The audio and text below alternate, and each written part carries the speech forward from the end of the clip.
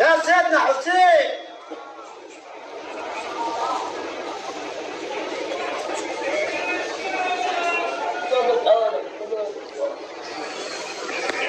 والضحى والليل إذا سجى ما ودعك ربك وما قلى وللآخرة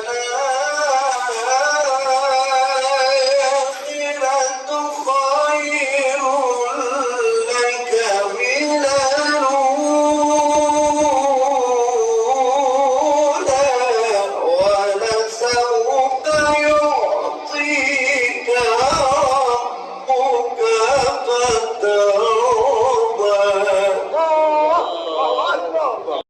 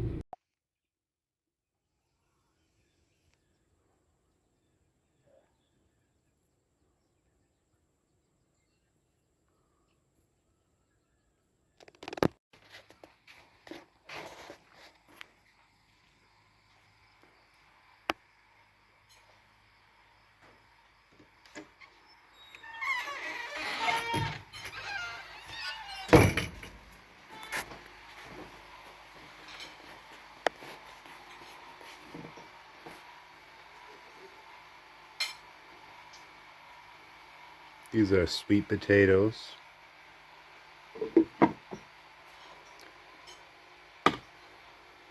These are oxtails.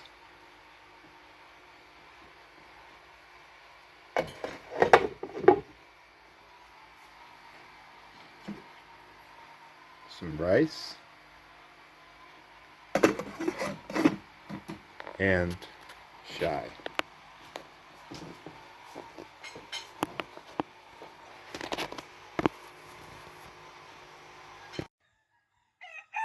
Assalamu alaikum. So it's actually a bit chilly today.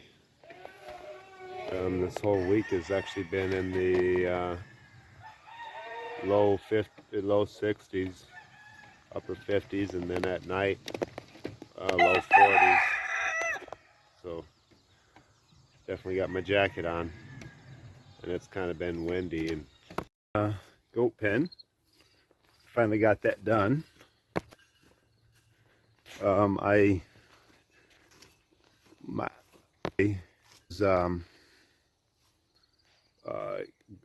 All the same type of gates like throughout my whole farm to so that all the gates will be matching, but they're about $400, $300 to $400 a piece. So I just don't quite have the money for it now. So I use these pallets. I nailed these two here together by just running some boards, through the center, top and bottom. And then I put a slat there and made that longer. And this was already a long one. So that's my gates for now until I can afford some real gates. And got them some water here. Feed dish. And seem to be pretty happy in here.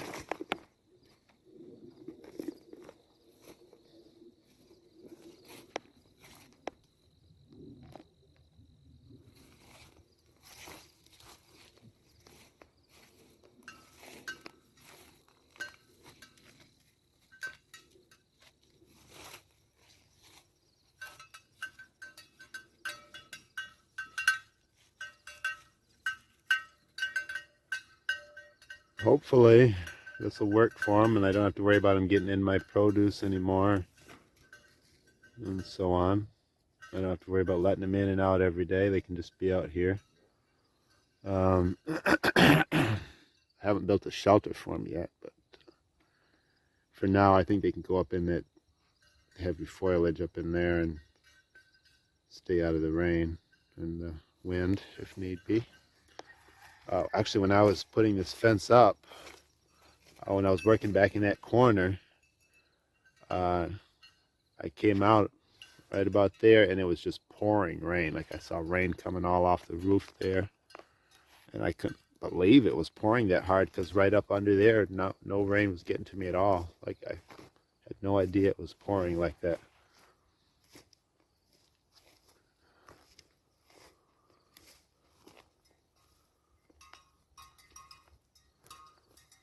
But on this end, I ran out of wire right here. I just didn't quite have enough to complete. I only had to go. But what I did, I found this piece of wire, and I added that to it.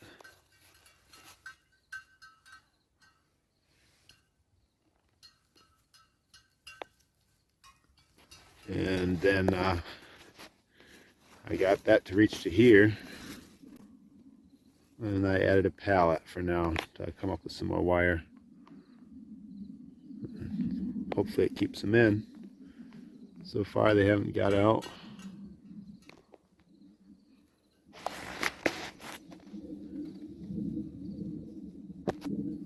But anyways, I'm pretty happy about having that done. Feel like mission accomplished for now until I come up with the money for the gates. And if you look at here,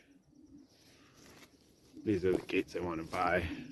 So I wanted to have all the same type of gates on every pin, so it's matching. Then eventually I'd like to paint all my posts white, and here as well. So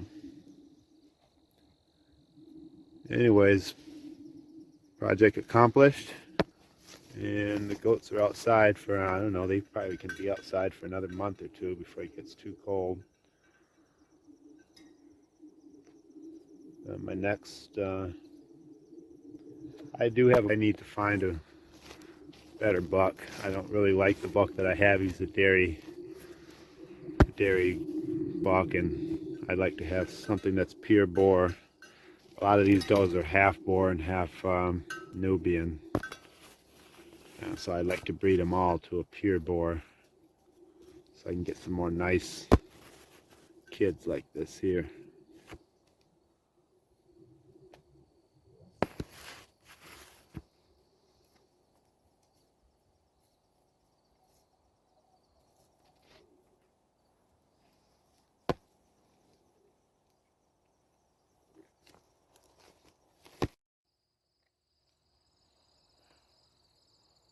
So this is the blueberry patch with the grass cut. See if the plant's a little better.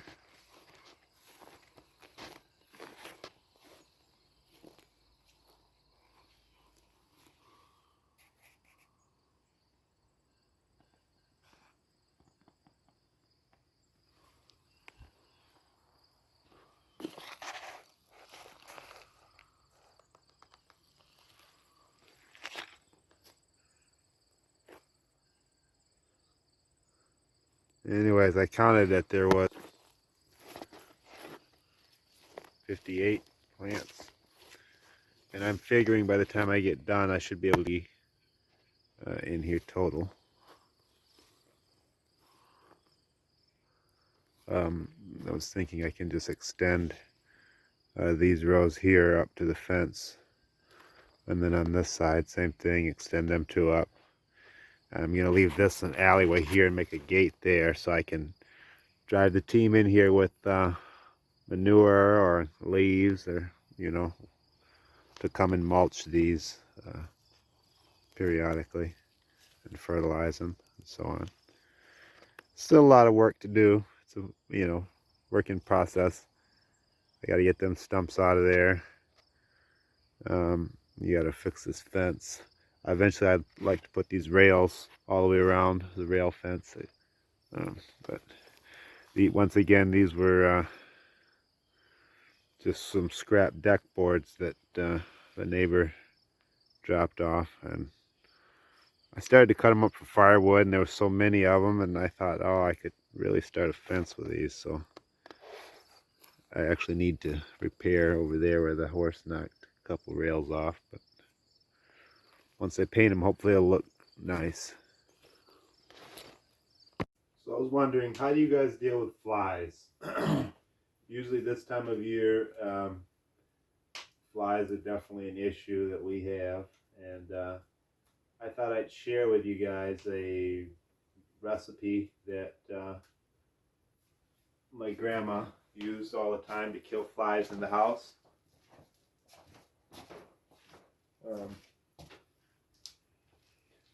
You need 3 main ingredients. You'll need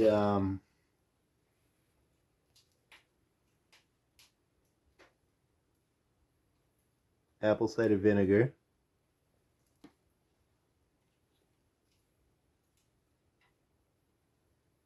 some Dawn dish soap, and some sugar.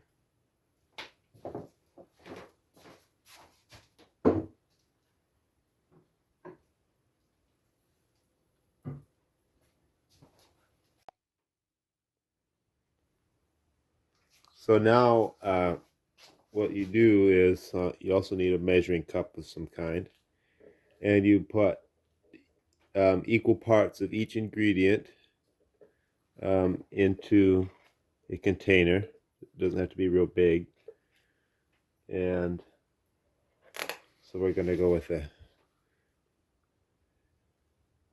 about a half a container.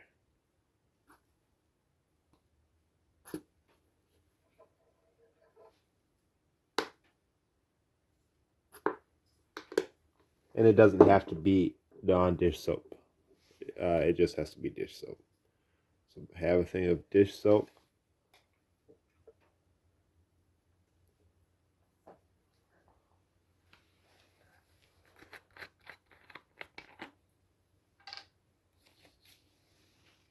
Same amount of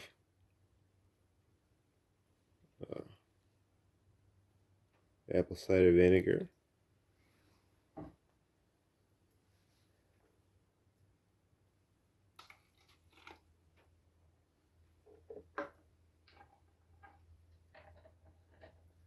And same amount of sugar. I'm going to use also some brown sugar. I think brown sugar is a little bit better because the thicker it is, the better.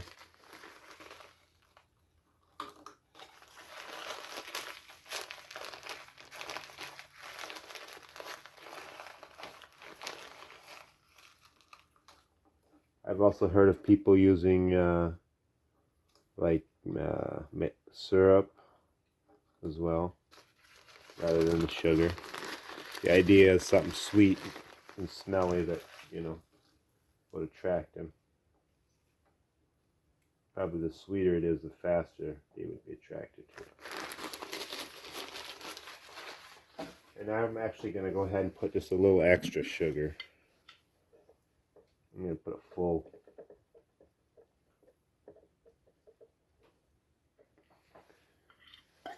container of sugar.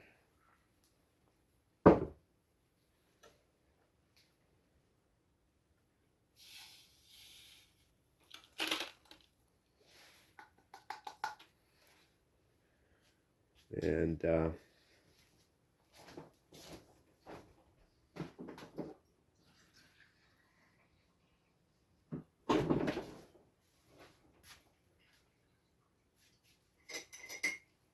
all you have to do now is just stir it up.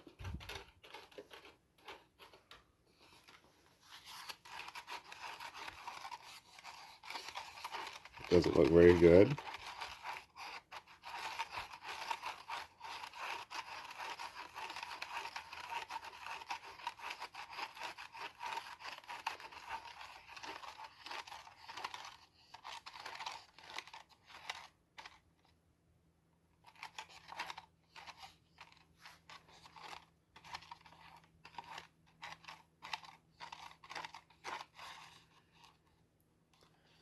I'm not sure why you can see it really, but and she would kind of ball up some newspaper and put that on there. But I'm going to leave mine in a cup, and you can see the sugar in it. And I like to just kind of dribble that around the rim a little bit just to entice them a little more. But they should smell it no problem with the apple cider vinegar in there. And all you have to do is just leave it sit out. What we do is make this up, make a cup for each room, and just leave them sitting in there. I'll show you tomorrow how many flies we actually catch, but you'd be amazed in a while, a couple days, all the flies will be in there.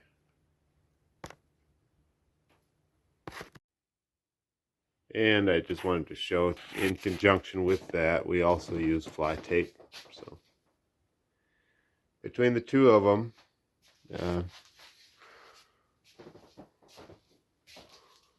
this one is Fly Guard, and I don't really like this one. I thought it was cheap. It was 4 of these in a pack at the feed mill for $2.50, which isn't a bad price, but they're cheap. When you unroll them, they tend to rip. I had 2 of them rip. One of them I just couldn't do anything with, and I chucked it in the wood stove.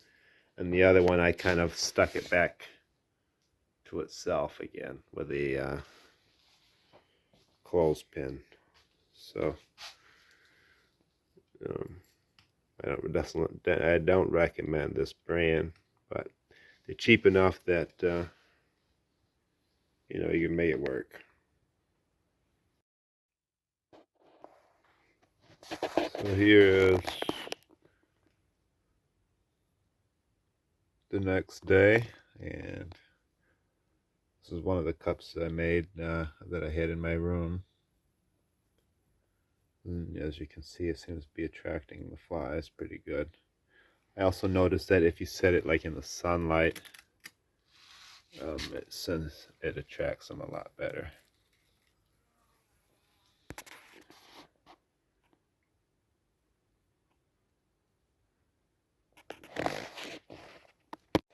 And here's the other fly trap I made.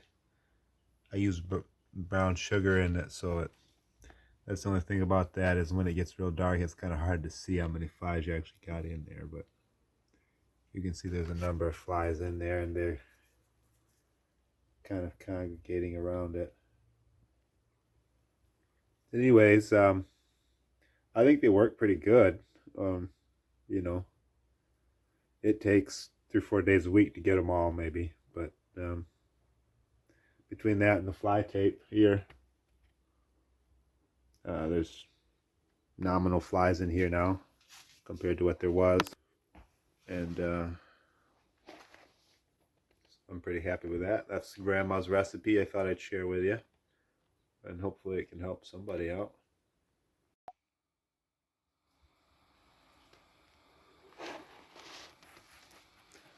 Assalamu alaikum. I have a bunch of cabbage left over from the garden. It's starting to freeze a little bit now, so I'm trying to get everything up out of there. And I thought I would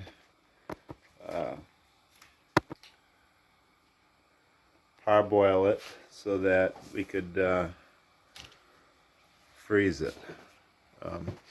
I don't really like to freeze a lot of stuff. I mostly prefer to can because, you know, if the electric goes out, then your food's gone in the freezer.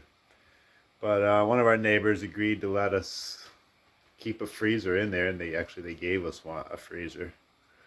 So we just decided to go ahead and fill it up. We're sharing it with moms, and we're gonna fill it up. We get half and they get half. So I got this cabbage left over, and I thought I would just freeze it. It's a little bit easier than making sauerkraut. So I thought I'd show you guys how I do it, and I'd love to hear how, if you guys do it different, how do you do it, or if you have an idea how it would be a better way to do it. Love to hear your feedback on that. Usually what I just do is start with a head here, like this one here is got some bad spots, so I'm going to cut all the bad spots off for a start, and then we will parboil it. Alright, so now I've peeled off all the bad spots, and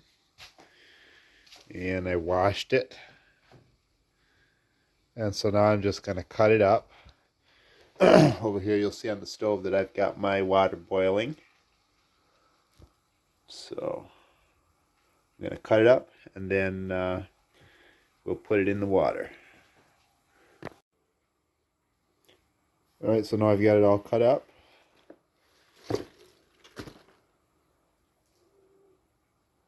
And let's go ahead and boil it. We need to boil it for anywhere between 3 to 5 minutes. No longer than that, because frozen cabbage is already a little bit on the mushy side. And the longer you boil it, the more mushy it'll become. I'm using this little old-fashioned canner here with the strainer in it. So I'll put some cabbage in here, and then we'll begin to boil.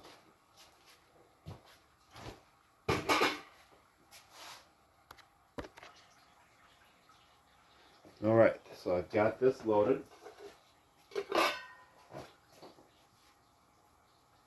And we're going to boil it for 5 minutes.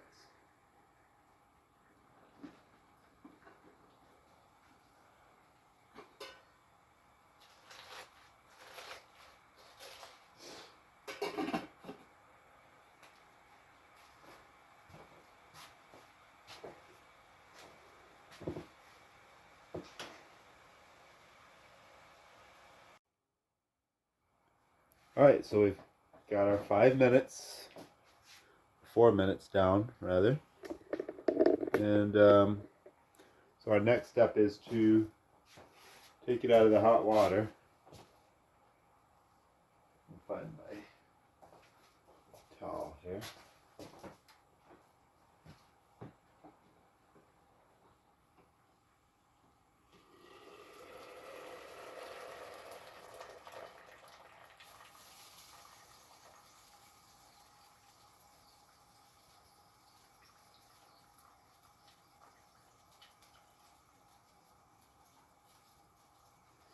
And we're going to set it right here in the sink full of cold water.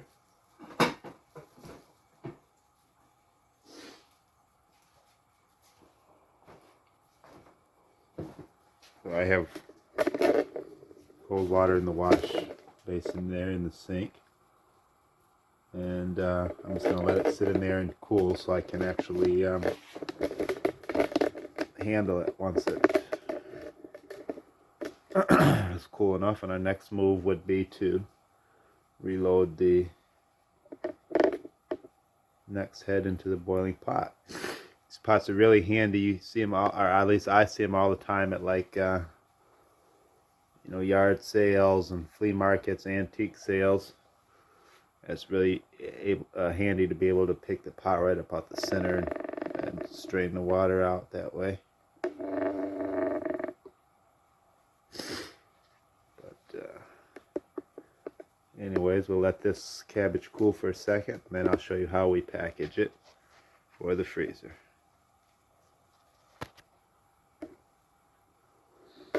Alright, so I've emptied partially boiled cabbage into there so I can package it. And let's put another head on while we're packaging that. We might as well make use of our time and boil this.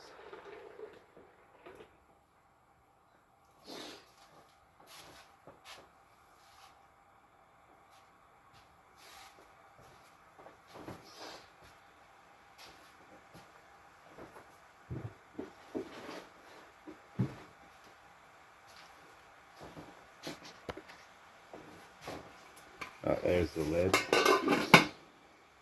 Okay, put that on for another 4 minutes. And meanwhile, we're going to put this here into freezer bags.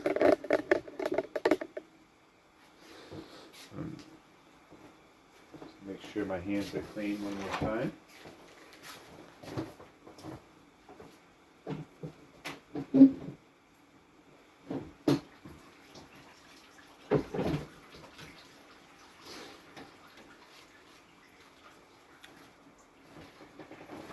Okay, our next step is to stuff the freezer bags as best we can.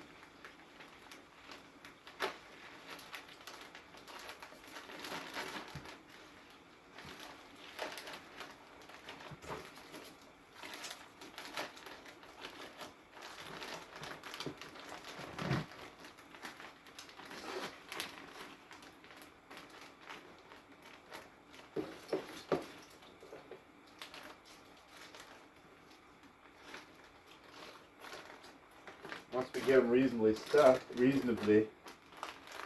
full, what we need is a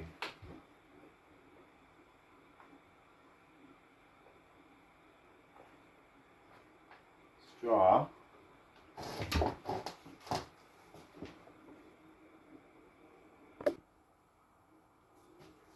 And what you want to do is put the straw in and just zip the bag up, so the only thing left is room for the straw to fit, like so. And you want to suck all the air out of it.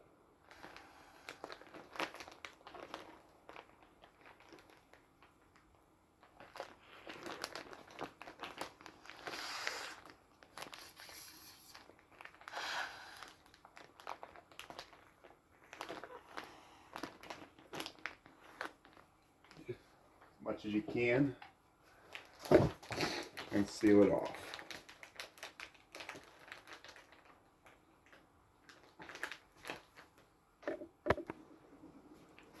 Like so. And they're ready to go in the freezer. And that's really all there is to it. You want to make sure you suck the air out real good.